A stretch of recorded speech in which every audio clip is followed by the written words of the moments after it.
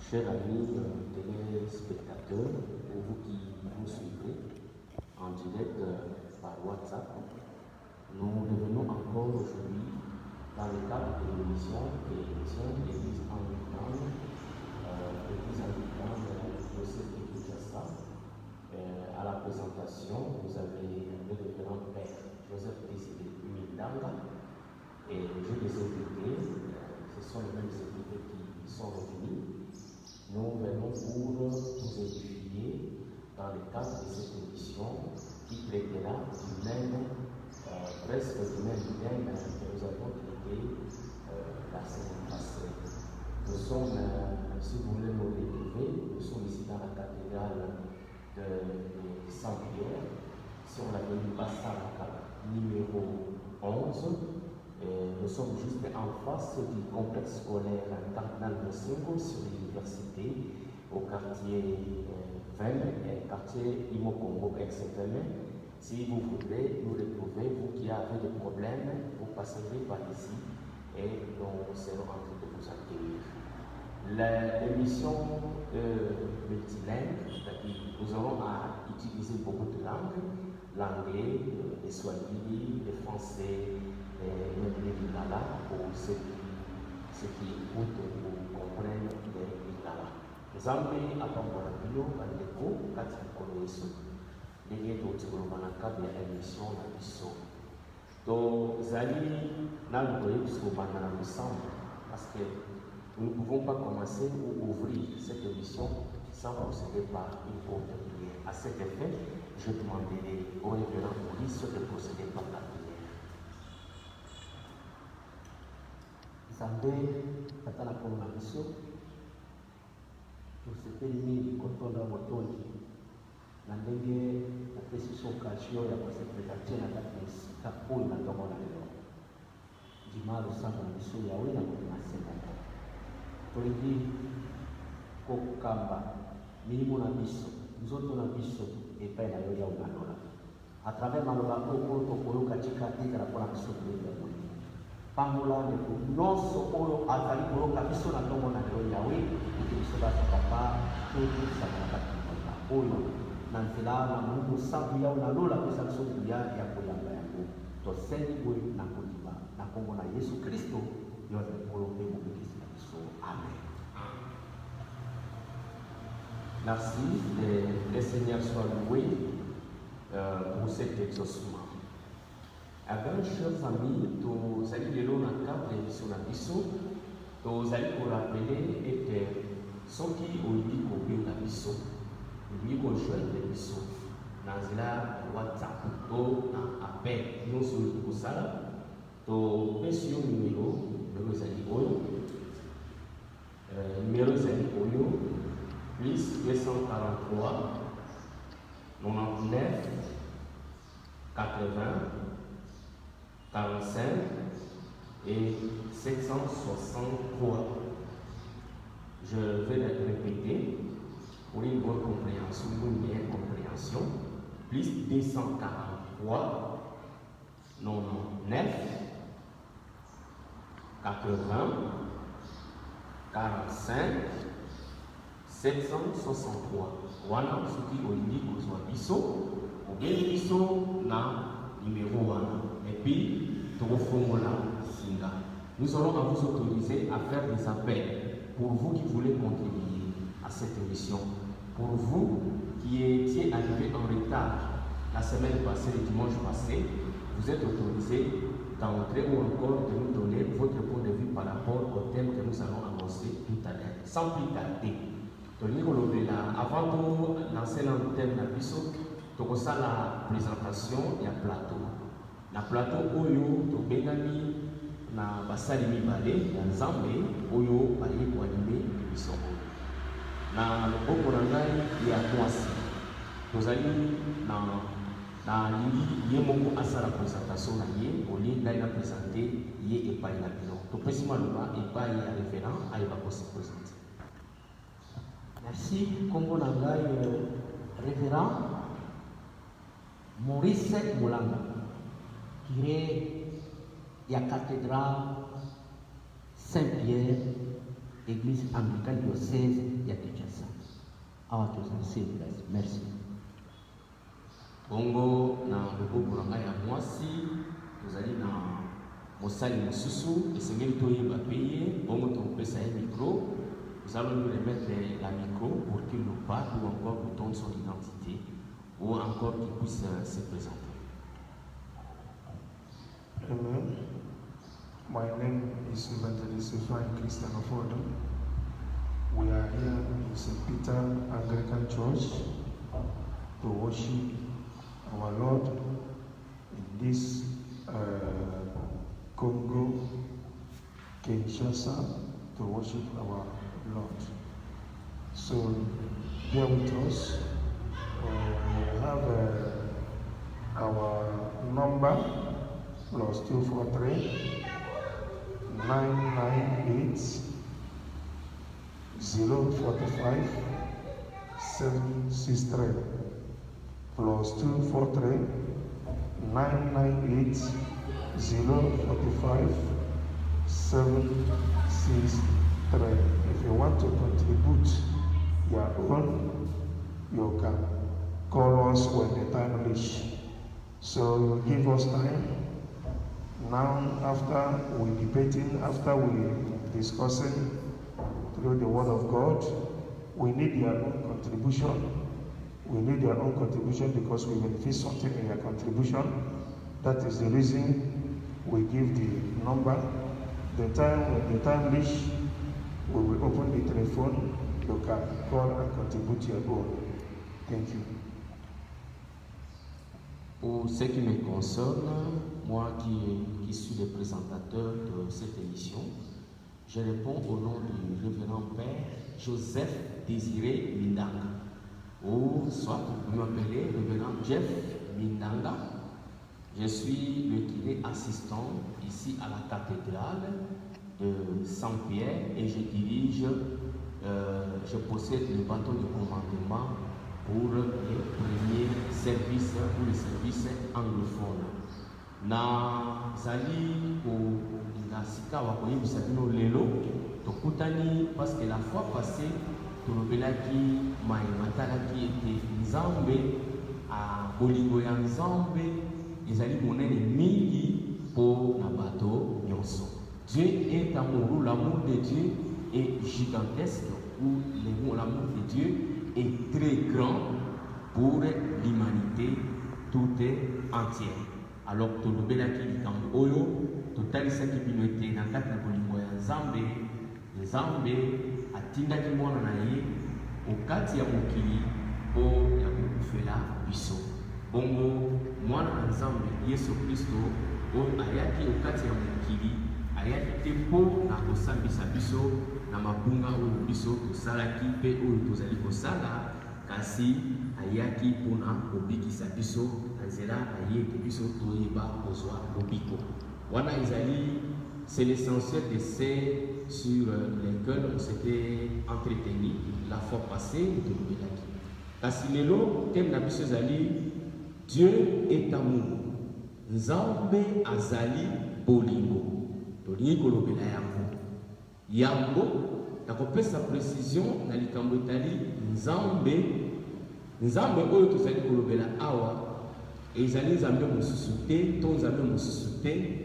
Tozali kolobela bobele Yesu Masia oyo Bible elobi ete liloba ezwaki nzoto pe eyaki koumela okati ya bato kati na nguya pe na kati na ngolu monene. Et la parole a été faite chair et elle a habité parmi nous pleine de grâce et de vérité. Pe na kati na bosolo yango wana biso sengeli toyeba biso tozali kolanda ete nzambe oyo biso tozali kotatola oyo tozali kolobela Mesia nde Yesu Kristo oyo alataki nzoto akomaki moto mpona kobikisa yo. Voilà pourquoi toponi thème toloba ete nzambe azali bolingo. Tolingaki kopesa précision wana sikawa litea oyo to thème oyo biso tozwi yango na mokanda ya 1 Jean chapitre 4 verset 9 à 10. Yango na continuer na kosede micro na ngai na évangéliste mpona alimbola makambo na lobi na anglais. Amen. Children of God, last week we saw the place that we're treating about love of God. We said that love of God is a very large and a big in our life. Today we came again in the topic about the love. Jesus' love for us. Jesus' love for us. You know that the same God we are calling today, that God is in the heaven. He is the one who came in this world and come to die because of our sin. It's not another God. It's only one God. We are calling, all of us, we are calling one God, even the Muslim, even the Christian, even the pagan. But He is the one leave the seat in the heaven and come back in this world to show us love and die because of our what? Our sin. So you know that the love of God is too much in our life. When that God not come to die in our sin, to remove all the whole sin, you will see that we will not see the kingdom of heaven. So He came down and do what? And die. Let us have what? The way that we do what? To go to the eternal life. The same God we are called. That is the same Jesus Christ of Nazareth we are calling today. Amen. Ok, comme annoncé, notre thème, nous avions annoncé les thèmes qui sera décortiqué ce matin, ce dimanche. Et les thèmes que nous avons choisis pour vous s'intitulent Dieu est amour. Inilingala tokoloba était Nzambe azali bolingo. Et ce thème n'a pas été pris au hasard. Ce thème, nous l'avons tiré des textes sacrés du principe scripturaire, qui est la Bible. Et aujourd'hui, on a la Bible, dans le livre à 1 Jean, chapitre 4, verset 9 à 10. Papa Maurice, révérend, okoki kolobela biso na bandeko bazali kolanda biso na Swahili pe po balanda mpe moke nefiske na moke yebisa bango oyo tolobi awa na Swahili. Asante sana mtazamani, tunafurahi leo kusikia maandiko matakatifu ya Bwana. Hivi kwa ufupi, tunapenda kujulisha ninyi ya kwamba Mungu anakuwa na mapenzi makubwa ndani yetu kama binadamu, na hatukuweza kukamata maandiko fulani quelque part. Hapana, tunaikamata tu maandiko ile kufuatana na neno la Mungu, yani nini? Yani Biblia. Hivi ndugu mtazamaji, ndugu msikilizaji, utufuate daima, na kama uko nyumbani, chukua Biblia yako, ukue pamoja na Biblia yako na kalamu yako, hata na chechi unaweza kutuandikia, na namba yetu vile vile iko hapa +243 99 80 45 763. Hii ndio namba yetu. Asante. Asante Reverend Moise, Mungu akubariki.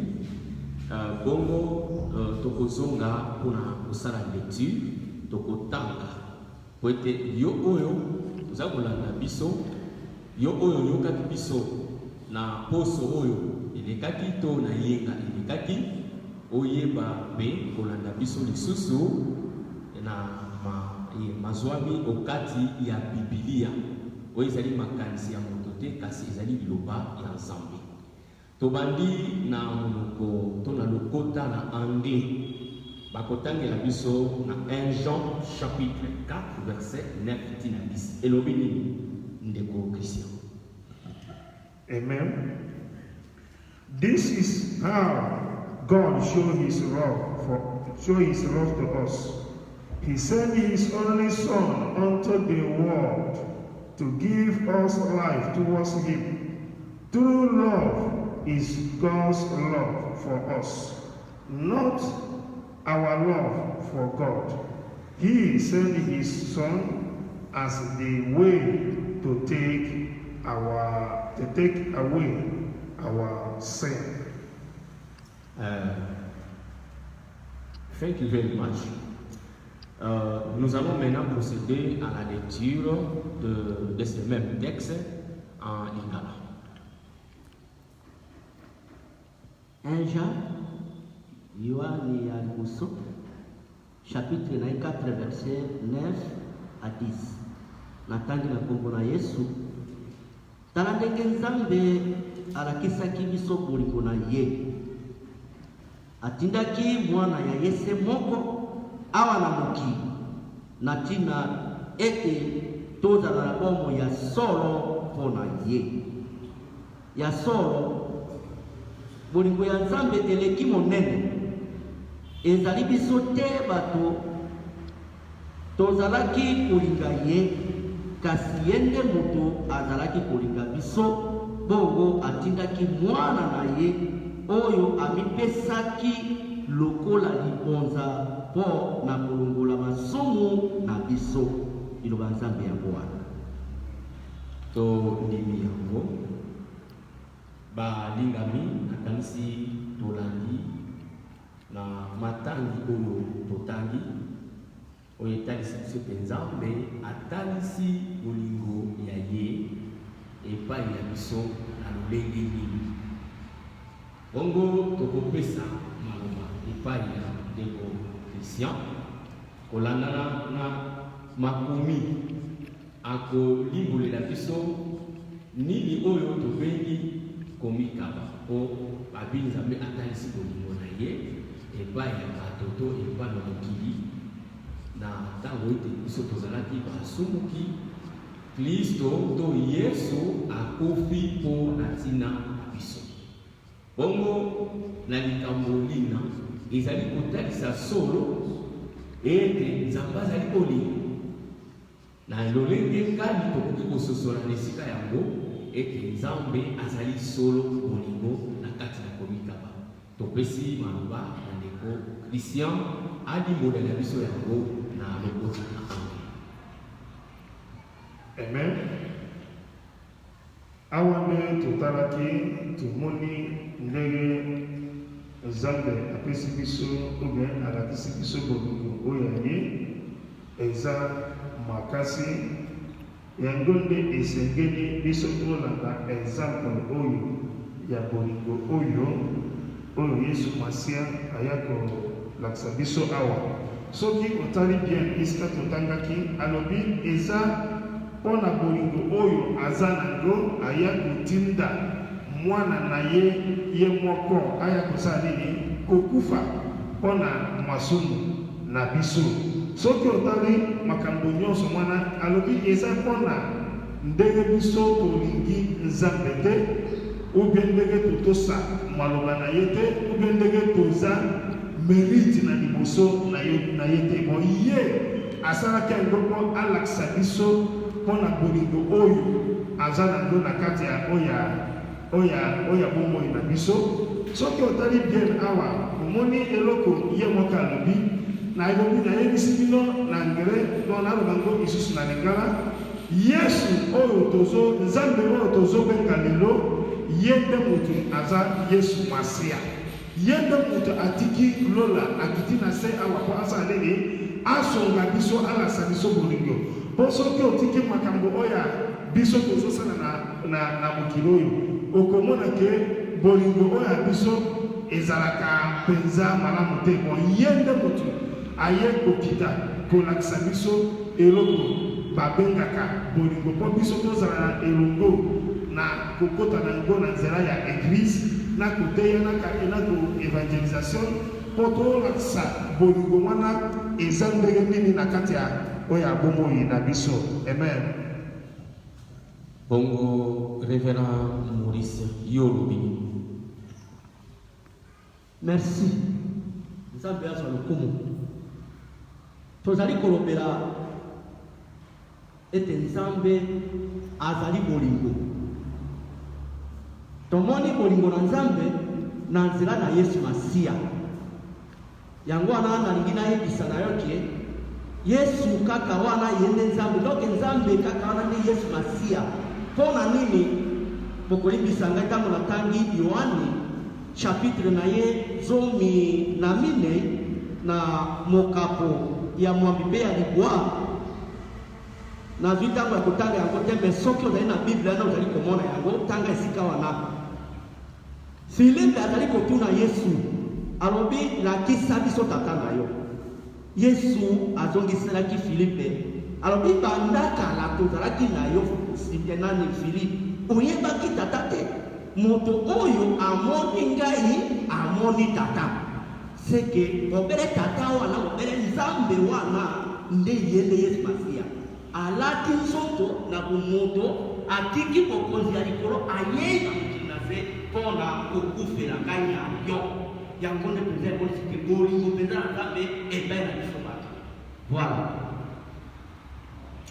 Chers amis téléspectateurs, vous qui nous suivez par les réseaux sociaux, je vous me permettez que je puisse aussi parler un peu en Kikongo pour édifier et aider nos bien-aimés qui comprennent cette langue. Papa na beto bemina nosko na beto ntango dai etke na kutubila mo metadila utondo nzambe na poso yetuta mibu etutubilaka mo mutadilaka ne lutondo ya nzambe kele nene sambu na beto toso na toto ya liba bonso na pila na kutubila buyai de nzambe akele lutondo pepe baka yo na mukanga ya Yohane na likabo ya Yohane ya tete Jean Yohane ya tete na likabo ya Lia nzila kutanga ya uvwa di na kumi. Donc kuna nde bebaka atere ete na kutubila maometa na lutondo ya nzambe. Nzambe kubaka nika yakatwa na zulu yabaka nika ete binga ni ndinga ya nzambe kukitukaka muntu be yeo misaka kuzinga akati na beto yoyina nde bete na kutubila parce que bete na période ya trinité, période ordinaire. Bapangi to bandeko oyo bozali kolanda biso sikawa tolingi tukuti kolobela kamotali preuve ya bolingo ya Nzambe mpona ntina na biso ya solo. Tomoni ete bolingo wana ezali lolenge Nzambe atiki nkembo na ye aye na mokili kokufa mpona ntina na biso kokoma moto pamba. Bongo mutuna na mutuna ndeko Kristian oyebisa biso moke na monoko ya anglais. Est-ce que ezali facile ndenge tozali komona lelo? Ezali vraiment pete moto azali na esika songolo ayeba kokamba bomoi na ye na sika balolenge wana okoki kotalisa bolingo wana kokota mwa katikati na ozindi na se otalisa biso mo grandeur ndenge batalisi ete Nzambe azali bolingo. Bolingo wana profondeur na yango munene na yango ekoki kozala lolenge kani mpona ndeko azali kolanda biso aza na posa ayeba bolingo wana ya Nzambe aza bolingo ya solo. Soki totali iska totangi bolingo mwana ya kolakisa biso yango mpo mutu andima charge mpo akufa likolo ya kurusu mpona masumu na biso nyonso mpo biso tozala na elongo moko na Yesu Masiya. Mene Nzambe mwana ye nde mutu asalaka makambo nyonso mpo esunga biso na makambo nyonso oyo tozosala na mokili oyo. Eza Nzambe mwana nde moto azolakisa na ngo nde tolobaki ata ndenge nini semaine passée tolobaki eloko wana ata masumu ya ndenge nini Nzambe azala capable kolongola ngo. Soki otali ata motu moko bato mibale oyo bakufaki likolo na ya Yesu Masiya likolo ya Kristo. Donc na place mwana oyo moto aza na droite abandi koyebisa Nzambe, oyo ya gauche abandi koyebisa ye. Oyo ya gauche mwana eloko ya bongo donc eloko eza na kati ya mokili oyo ezosepelisa ye makasi. Donc oyo atowata bandi koyebisa ye donc Yesu isika nyonso okozala kanisa biso kanisa ngai donc ayebisi mbala moko ngai nayi tozala na kati ya nini makati soki otali bolingo wana Nzambe ayaki kolakisa biso eza mpo tozala exemple oyo eloko ye moko azosala tolanda ngo ezala lokola toyaki na mokili mpo olati tobanda kote ya maloba Nzambe tokomi kosala nini koluka mwa mbongo eza malamu mpenza te tolanda nzela oyo Yesu Masiya ayaki mpo aya koteya biso maloba oyo ya bolingo oyo soki tolandi yango ekopesa biso bongo oyo ya lobiko. Amen. Nzambe azali bolingo to ozwa pe révérend Maurice a expliqué biso Nzambe azali bolingo solo par rapport na mokanda oyo touti kotanga a expliqué biso solo bolingo wana Nzambe azali yango lolenge kani alobi pa yango. Merci. Na français, comment se manifeste l'amour de Dieu? Alors, ngai na kopesa pe ndakisa moko ya mutu ya peza makasi ona monta tukaya solo Nzambe azali vraiment na bolingo. Aye peza kokufela biso ya solo, aye peza ko libérer biso peza ya solo. Papa évangéliste ya pesi ndakisa moko ya mi bale na ekulusu. Ngai na kobakisa pe eyano moko na Yohani 18:38 à 40. Esika nini oyo Barnabasi na lingala balobi Barnabasi azalaki muibi. Balobi muibi kote ya lingala balobi muibi. Na français balobi soki brigand soki assassin mais na lingala balobi azalaki muibi. Ezalaki muibi ya nini ya petete po batia yo na prison c'est que osalaki penda mabe ya solo. Batie na prison pe muibi wana ameritaki liwa. Ezalaki akobima lisusu te na boloko kino akokufa. Netango baye na Yesu liboso na Pilate. Bato babandi kokanga o libere biso Barnabasi kasi bomande Yesu moto asali eloko moko te asali mbeba moko te ndeko na ke musika te. Barnabasi abimi kasi Yesu kufi place ya nani? Place ya Barnabasi. Yango na obia tuka Nzambe azali bolingo ya solo to kei ko tanga lisusu na Biblia tokoleka na mokanda ya Yohani likabo John 10 verse 11. John 10 verse 11 said, I am the good shepherd, and the good shepherd shall give his life for the sheep. Amen. Amen. Révérend Jean 10:11. Ngai nazali mobokoli malamu ya bameme. Mobokoli malamu apesaka bomoi na ye mpona bameme na ye. to kopesa maloba epai ya papa évangéliste Christian révérend tobanda na révérend moboko na ya mwasi apesa biso ndimbola kolanda na liloba na kotanga oyo. Yesu azali koloba awa nazali mobokoli malamu ya bameme moto oyo amipesi bomoi na ye mpona bameme nde azali mobokoli malamu. C'est-à-dire Yesu alingi biso makasi bameme oyo ezali biso nyonso ozala mosali ozala mokristo ozala moto nyonso na ndenge nyonso ozali meme na ye aye mpo na biso nyonso akufi mpo na biso nyonso wana ezali na kategori te yango nde tolobi awa ete Yesu azali ya solo na bolingo epai na biso na nzela na kondima liwa mpo na biso bana na ye. Jesus Christ, Yesu is love, azali bolingo solo. Bongo toko kende na mokanda ya Yohani na likabo ya 15 nzela akotanga ezwami to moleka ya 17.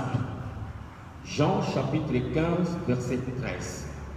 To procéder na lecture et puis ndeko Christian akolimbolela la biso. Eza toujours kobosana te kolobela ete Yesu azali bolingo. Amen. John 15 verse 13. John 15 verse 13 said, the greatest love people can show is to die for their friend. Amen. Here he's talking about the greater love that I can show or you can show me to do what? To die for my friend or for you or for my family or for my church or for my country. When you come in this place now that God have already said and show us how he's doing his own thing in to show us love. We see it. Now he said the greater love that a friend can do for his friend to do what? To die for him. To die for this we are saying today is not a physical death, it's a spiritual death. For example, for Bishop Leveland and also for the evangelists or the leaders in the country, the highest sacrifice that we do to humble yourself, the highest sacrifice that we do to humble yourself. Let you pilot everyone according to the God will. When you see here the place we lead, he gives us example what Jesus has done, what God has done, what Jesus has done. Then now that he came to ask us the question, he said the main important thing that man can do, his friend, to do what? To die. It's not physical death, it's a spiritual death. To handle everything by care, to handle everything the way that Jesus leading us. When, for example, now when we talk about the nation or something like a country like Congo or Nigeria or all these political people, then you will see the time of campaign, then we start to tell us about many things that we do. Or if they go the place, then we do this or do that. But after certain done, when that person has the opportunity, he cannot be able to do what? To do that thing again. He cannot humble himself. He cannot go and ask whether the person that he voted her or something or made it to be in that post.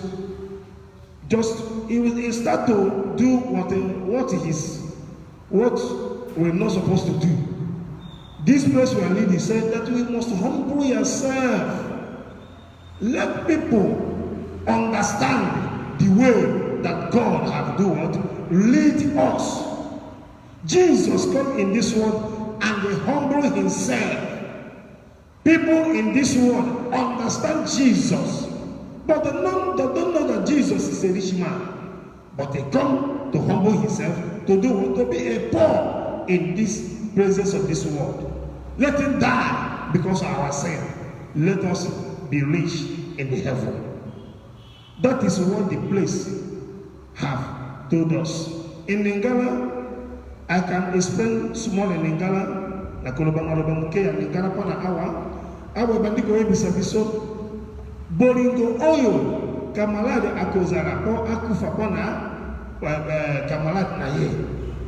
Donc eza bolingo oyo ekoya kosa nini kobota eloka malamu mbuma malamu na kati ya oyo ya mutumana. Bolingo oyo exemple oyo Bible yebisi biso eza donc toranda exemple oyo Yesu Masia aye po andima charge po akufa likolo ya krusu po amema nini masomo na biso. Kokufa oyo tozoloba lelo eza pona oyo kokufa na bomoi te, eza kokufa na kati ya oyo ya morimo. Donc kokitisa ozala président, ozala ministre, ozala député, ozala bi-avec, ozala pape, ozala nani abobe pasteur, kokitisa. Soko okitisi okomona okokambe crise ekokende liboso. Bon soko okitisi te okokambe crise te, bon désordre ekobanda kosala. Yango nda bandi koyebisa biso awa soki totala exemple Yesu akitisi akufi bato nyonso bayebi ete ata moto moko te ayebi ete bon ye moko aye kolakisa biso exemple. Donc esengeli tolanda exemple wana oyo apesi biso mpo tosala nini toronga oyo mosala oyo toza na yango ube toye yango na kati ya mokili oyo. Amen. Voilà, comme il est très bien dit dans la parole de Dieu, dans la Bible, au livre de Jean, chapitre 15, verset 13. Il n'y a pas de plus grand amour, il n'existe pas de plus grand amour que de donner sa vie pour ses amis. Que de donner sa vie pour ses amis. Et l'équipe, olingo moko te eleki olingo oyo kolobela sika awa. Olingo ya monene ezali oyo ya kokaba bomoi na ye mpona ntina na baninga na ye. Solo ndeko na ngai yo ozali kolanda biso Yesu alingi azala ami na yo. Yo oyo nano okomi ami ya Yesu Kristo te, Yesu alingi okoma oninga na ye. Ozala magicien, ozala moyibi, ozala ndumba, ozala lesbienne, ozala homosexuel, ozala ndoki sorcier, ozala soki assassin, lokola Barabas, lokola Marie de Magdala, ndumba munene, lokola ndeko nyonso toye awa mpona koyebisa yo ete Yesu azali bolingo. Alingi yo po azali kopesa bomoi na ezala mutu mosusu te na mokili oyo akoki kopesa bomoi na ye mpo na yo aza te. Po tozomona bato na mokili lolenge bazali kowela biloko ya mokili ata komi kokamba bato ye akolinga ezala malamu, libota na ye ezala malamu, bato nyonso bana ye oyo etali peuple etali mpenza ye te. Kasi na maloba koloba nalingi peuple akoki kopesa bomoi na ye mpo na peuple wana nandimi te. Kasi Yesu Kristo atiki nkembo akiti na mokili apesi bomoi na ye mpona ntina na yo mpo ete yokoma moninga na ye. Ezala bolingo mosusu te, asali sacrifice monene yango ezali kotalisa ete Yesu azali mpenza bolingo. Bongo tokei na verset na biso ya suka na 1 Corinthiens chapitre 8 verset 9. Révérend okotangela biso yango na lingana pe okopesa biso mwa liloba na mokuse pe ndeko Christian bongo tokosenga bafongola biso telefone po ete bandeko bali kobenga babenga biso.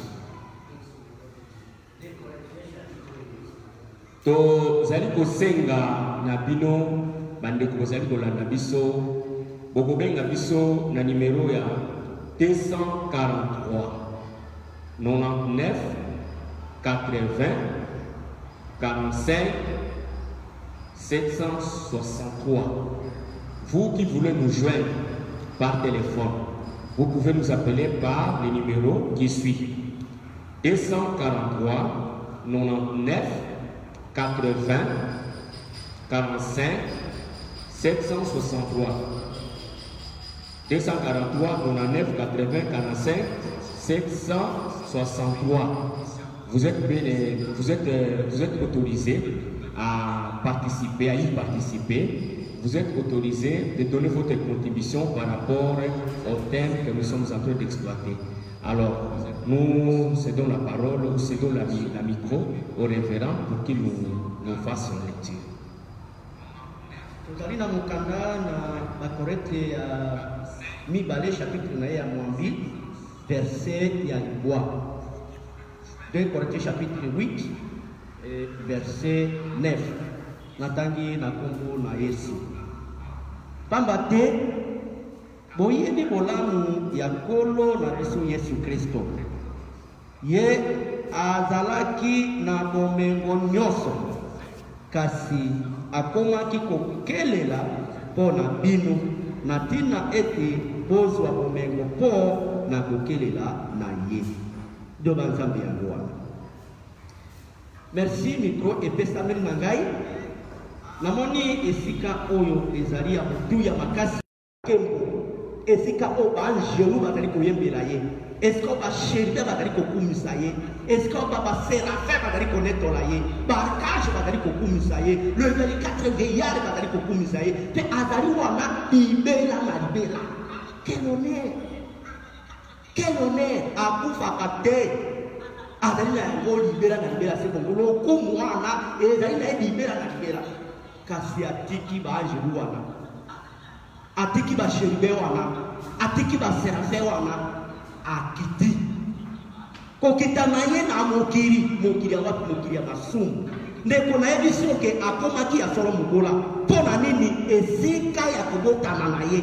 Na Betelehemu esika ya Elielo ya mibwele. Mutu nini wana ukikobota na esika na kukola mukonzi.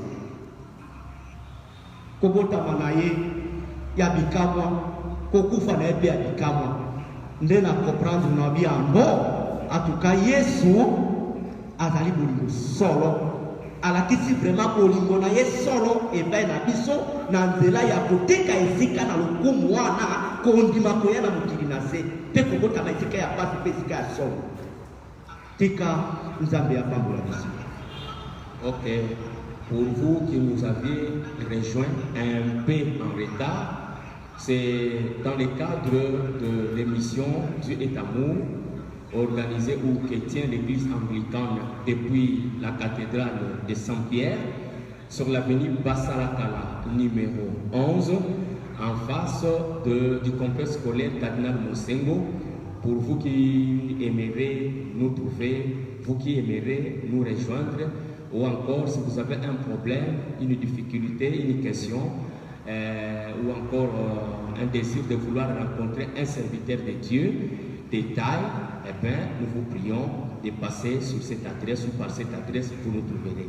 Alors nous allons avec la même question à notre frère Christian, notre évangéliste, tout en vous rappelant que nous avons déjà ouvert le téléphone pour que vous puissiez nous joindre. Et ce que nous avons biso numéro ya Moana, ils allaient plus 243 99 80 477 plus 63 les souka. Benga biso pesa contribution na yo to olingi ko intervenir pour na ko bakisa likambo songolo na oyetali Yesu azali bolingo ndeko na kanisi ekozala malamu pour na codifier bandeko bazali koyoka biso.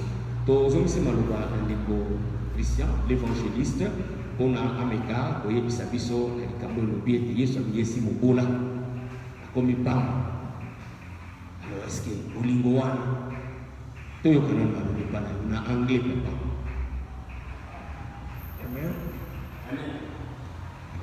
Praise the Lord. Please don't forget to call us. For this number, our phone has already been open. You have time or chance to call us. We need your own contribution. Our number is +243 998 045 763 243 +243 998 045 763. So we need your own contribution, because what we are doing this morning is to share the word of God. So we need your contribution this morning. if you give us your contribution, that we see their contribution, we benefit something, and that contribution is good for us in this program. Now, the place that Reverend asking the question is 2 Corinthians 8 verse 19, 8 verse 9, sorry. 2 Corinthians 8 verse 9. He's talking about the grace of God. As he's so rich. It's the grace of God. Let me read it before I will explain it. You know the grace of our Lord Jesus Christ. You know that He gave up His heavenly rich for you. He gave up everything so that you can be rich. Blessed. Amen. If you see the place we are in, that is the reason that I explained for that 1 John 15 verse 13. But because of our time, I know explain it very, very well. When you go to that 15 John 6 to 13 and go to down, you will see the place the Bible said. Jesus said, it's not you and you choose yourself. It's not you and choose yourself. Who choose you is who? Is God, is Christ. He's choose you because of the work. When you come in this place, we see the place we are leading is talking about the humility. It's talking about the humility. Jesus came to give us example. He's a rich man in the heaven, but he left all these things and came in this world. And do what? To be what? To be humility. People have tortured Jesus. People have do this. People have do that. People have do that. All the whole thing they have do is to what? To be humility. He came to show us the love. He came to show us many, many things in our life. Somebody, a rich man. For example, I'm a rich today. Maybe you told me, as a rich, leave your car and go to so place with my leg. I can tell you I cannot be able to do that. Because of what? Because of pomposity in my life. But Jesus gave us the example from the heaven. All the whole thing that he said that I live it. I came in this world to do what? To be a poor, let you to be a rich. When you see these things is happening in our life, or the word of God has said, telling us things, or what is happening, or the example that Jesus have given us, you know that we're supposed to meditate and walk in this place and walk in this unity. Even that you are holding the post in the church, or holding the post in the government, or holding the post in your family, you're supposed to be somebody will be down. Let people start to climb up you. From there, the people will do what? We see right. It's not that you are a pastor, I'm a general overseer, or I'm a bishop or archbishop. So you cannot be able to hear somebody or hear the complainer of the thing people have do what are complaining. That is the reason. When you see the way that Jesus came in this world, the Jesus come, many people don't know Jesus. But after Jesus do what? Do as he need to do. Let us to do what? To be rich, to see the kingdom of God. Hallelujah. Chers amis, vous qui nous aviez rejoints en retard, to tangi makomi oyo ezali kotalisa biso solo ete Yesu azali bolingo ndenge amikabaki mpona ntina na yo, akufeli yo, akufeli ngai.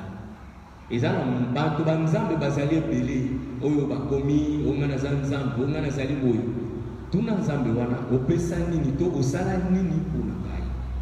Me tala ulenge nzambe akoki komikaba ye moko akokosa bomoi na ye apesi yango po ete yo omona pasi te ozala kondane te. Yesu Kristo akondane yo te, yo oyo osalaki ndumba ti lelo, yo oyo ozali na kati na maji ti lelo, yo oyo ozali ndoki okendaka konyokola bato kokanga bomoi ya bato ekende liboso te ti lelo.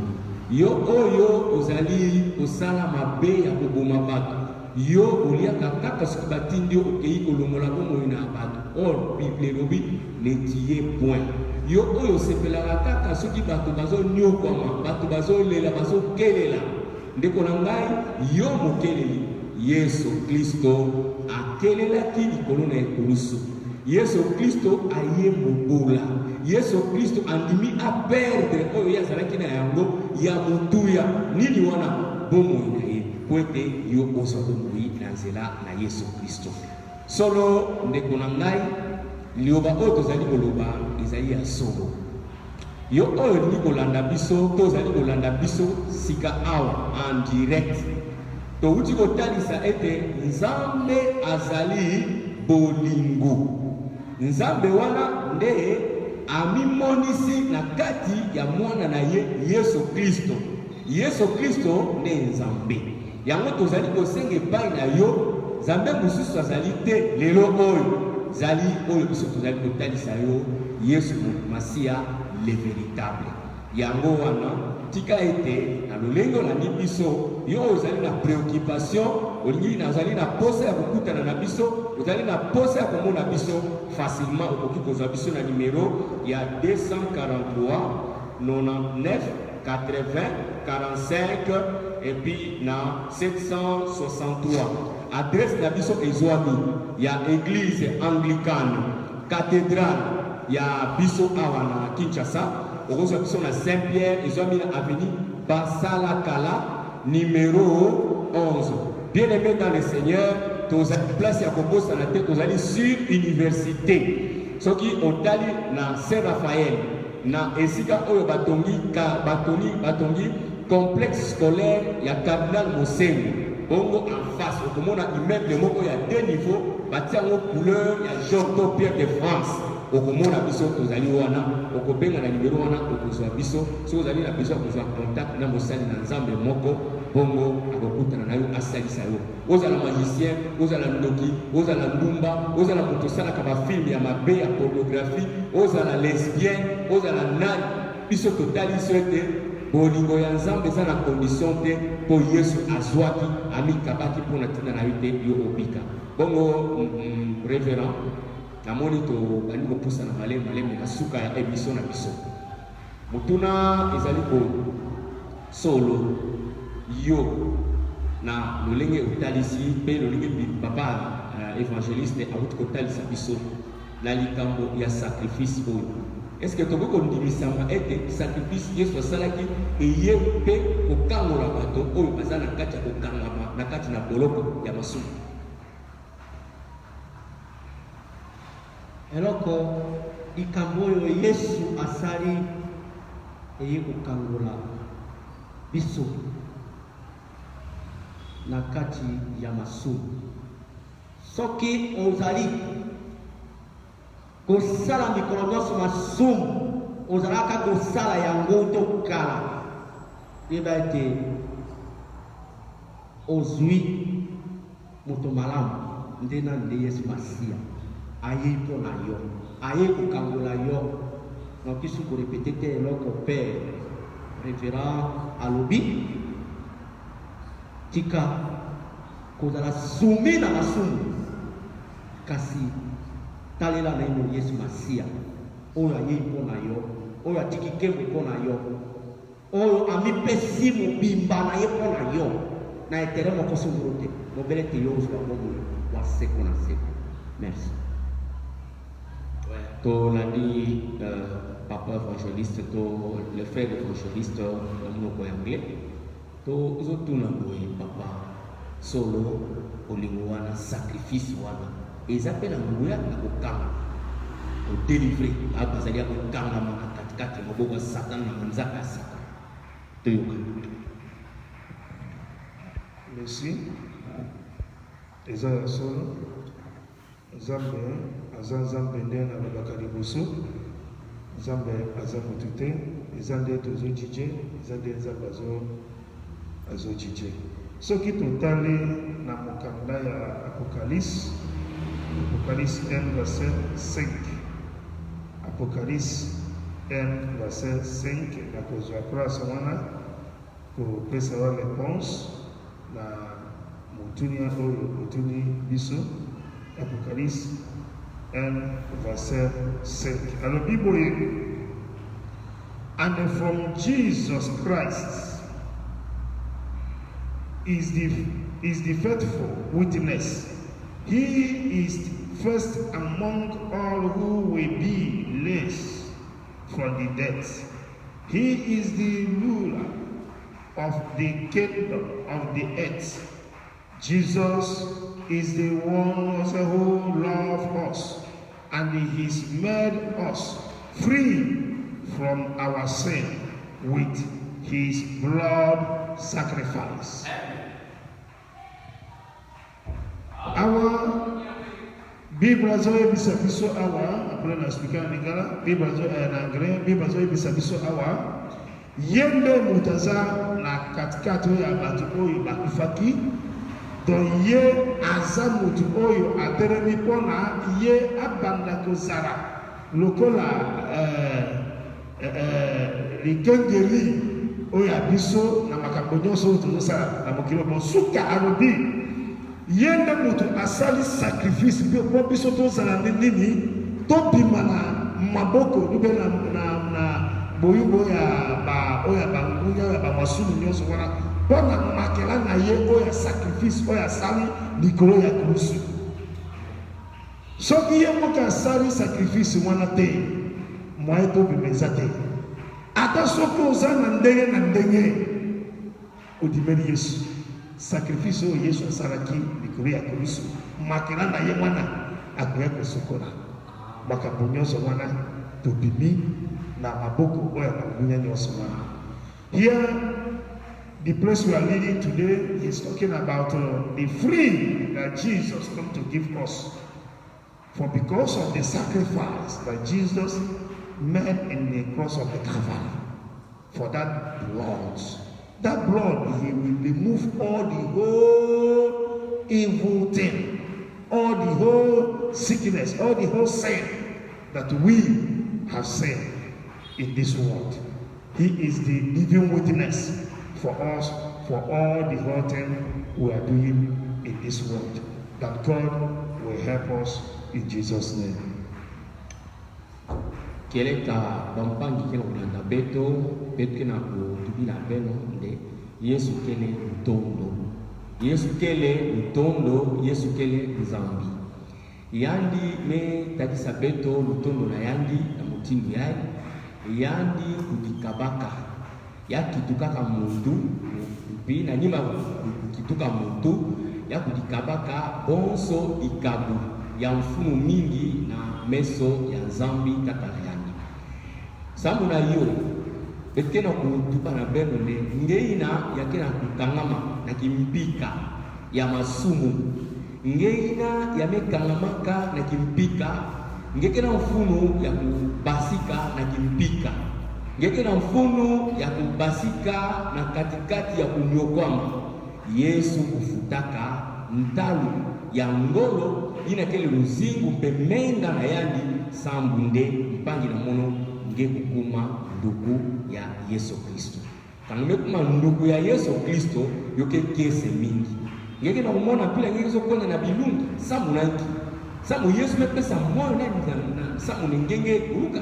Me ngena mutinu ngera kutambula yogena kunata ngena bilungi pena kufila kasi nzambi na butondo na yandi yake na kusonga na beto nde beto kudi pesa beto ndimina Yesu na kacha bantima na beto sambu beto baka lefo ya nzambi na kukatuka na kimpika beto kuma bantu ya keleka ina ya mekangulama to ya mekatuka maboko ya Satan beto lo mabampangi nyonso ina kukezo la intervenir.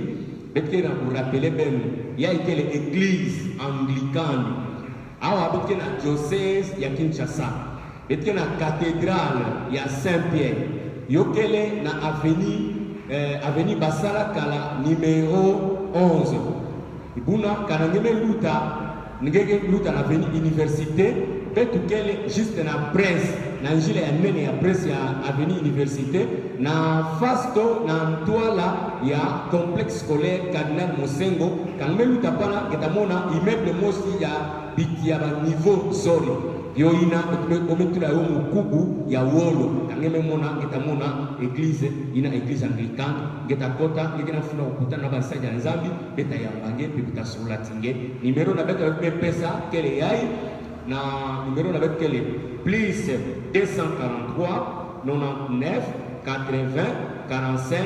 763 kangeme binga na numero na mbaramosi ngeke bakabeto pepita sosa kopesa ngene futu buna epekuma na suka. Nous sommes arrivés à la fin de notre émission.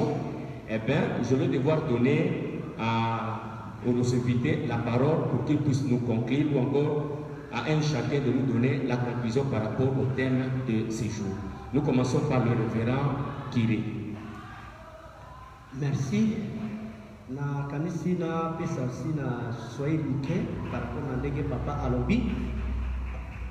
Ndugu mtazamaji, ndugu msikilizaji, nafikiria kwamba wao Tetre Lingala inakuwa nguvu kwako ama pale ambapo umekuwa unazungumza zaidi Kiswahili. Kama uko barabarani, asante kwa kutufuata. Leo tulizungumzia juu ya mapendo ya Mungu. Yesu anatupenda na Yesu ni Mungu kamilifu. Tuliona yale maandiko ndani ya barua ya kwanza ya Yohana sura 4 shairi ya 9 hadi 10 na tukiona vile vile Yohana 15 shairi ya 13. Tuliona vile vile Wakorintho wa pili sura 8 shairi ya 9 na tunaenda ona tena Ufunuo wa Yohana sura 1 shairi ya 5. Wakati tunaona yale maandiko tunaona ya kwamba kweli Mungu ipo na mapendo. Kristo anakuwa kweli kweli na mapendo ndani yetu. Kwa nini? Ameacha utukufu. Alikuwa mbinguni pale ambapo malaika wanamuimbia, wanamsifu, anaacha ile utukufu, na alikuwa vile vile na uzima wa milele. Lakini wakati anaacha ile utukufu kukuja hapa duniani, sio kufanya kitu kingine, ni kukubali kutoa uzima wake juu ya msalaba kwa ajili yetu. Hivi ndugu mtazamaji, Yesu anakuja kutukomboa katika utumwa wa dhambi. Namna tuliona kwa Ufunuo wa Yohana sura ya 1 zaidi ya 5 kule, anasema ya kwamba tuko wafungwa ndani ya dhambi. Hata uko na dhambi namna gani, hata wewe ni mdanganyifu, wewe ni mwizi, wewe ni muuaji, Kristo alikufa kwa ajili yako. Kristo anakuja kwa ajili yako. Umkubali ndani ya maisha yako ili urithi ufalme wa mbingu. Asante na Mungu akubariki. Kama unapenda kutusikia hapa, tuko kwa Avenue Basarakala numero 11 kukomini ya Kalamu ndani ya Kinshasa ville province ya Kinshasa, na diocese yetu ni ya Kinshasa Cathedral Saint Pierre. Kama unapenda kutuita kwa namba, tukua namba hii plus 243 98 80 45 763. Yale ndio namba yetu. Asante, Mungu akubariki. Ouais, mon frère Christian, un mot de la fin par rapport au thème que nous avons exploité, développé ce dimanche. Nous aimerions que vous puissiez nous donner votre conclusion par rapport au thème. Tu peux se lever, tu peux se conclusion à la thème. Amen. Brother Zambon, I know that we have already come to ending of this program. We are in the St. Peter Anglican Church, the Diocese of Kinshasa, St. Peter Anglican Church, Diocese of Kinshasa.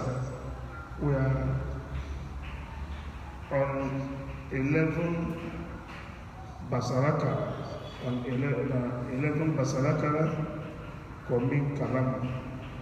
This is the place that the gospel is coming and reach for you. I hope that God Almighty will do a wonderful thing in your life as you are watching us for this program, that God can give you more grace, more anointing, more supernatural power, even us, that God can do it for us in Jesus' name. Amen. Oui, tokomi na suka ya émission na biso bino oyo bolandi biso dans les réseaux sociaux, YouTube, ainsi de suite.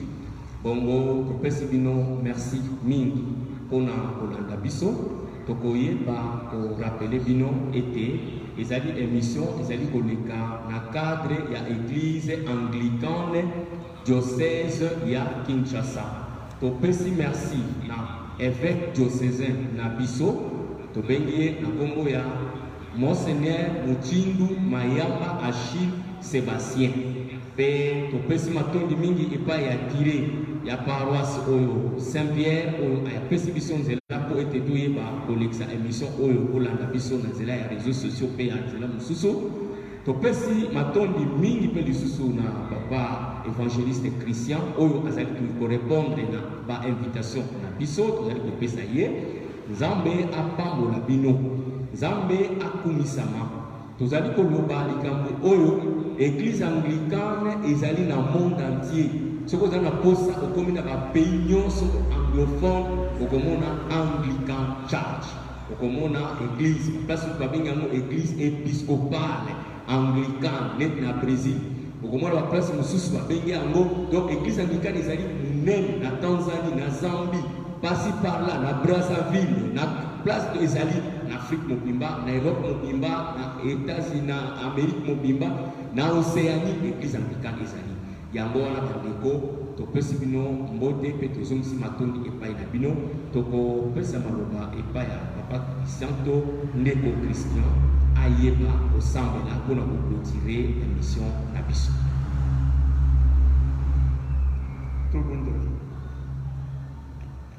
Tobondoli na kombo na Yesu. Nzambe oza malamu, Nzambe oza Nzambe ya solo. Moto moko akoki na yo aza te. Nzambe tobeleli yo na émission oyo Nzambe oyoki biso. Nzambe bato nyonso oyo bazolanda biso esika nyonso wuti esika nyonso ozomona biso ezala na Facebook delete ezala na YouTube makambo na yo nyonso Nzambe azokambanga nyonso wana na kombo na Yesu. Problème nyonso oyo yo moko ozokutana na nzela na yo Nzambe akolongola ngo na kombo na Yesu. Nzambe na biso aza bolingo atia biso bolingo oyo ya ye na kati na motema na biso ebota mbuma ya malamu na kati ya bomo na biso ata soki yo moko ozobela iska nyonso ozobela ozotala biso ozomona biso Nzambe aya kotushe yo na place wana ozobela ata oza na kati ya boloko ata oza na hôpital ata oza place nyonso ata na ndako problème nyonso oyo balobi docteur akoka kosala yango te Nzambe aza na capable kolongola yango bolingo oyo toza nango na teme oyo akoya kosunga yo na minute oyo na kombo na Yesu tobondeli amen.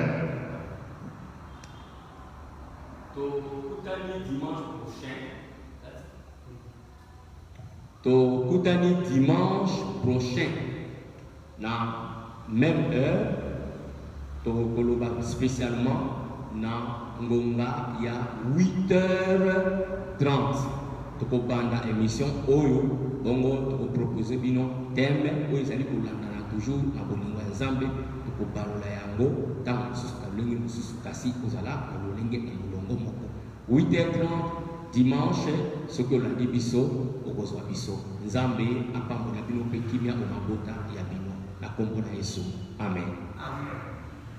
To oloba bolamu kanisi ezali motuya tosala prière ya notre Père tosali bolamu tokei notre Père tata biso ozali likolo bato bakomisa kombo ya yo bandima mokonzi na yo olingi yo basala yango ose lokola bakosalaka likolo pesa biso lelo bilenge ya mokolo na mokolo limbisa mabe na biso lokola biso tokolimbisaka balinga salisa biso tondima masengeli te mpe bilisa biso omabe na yo mokonzi buya na nkembo obileko biso seko amen.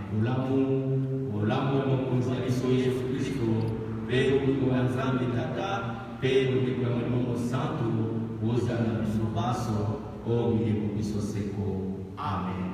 Nzambe apambola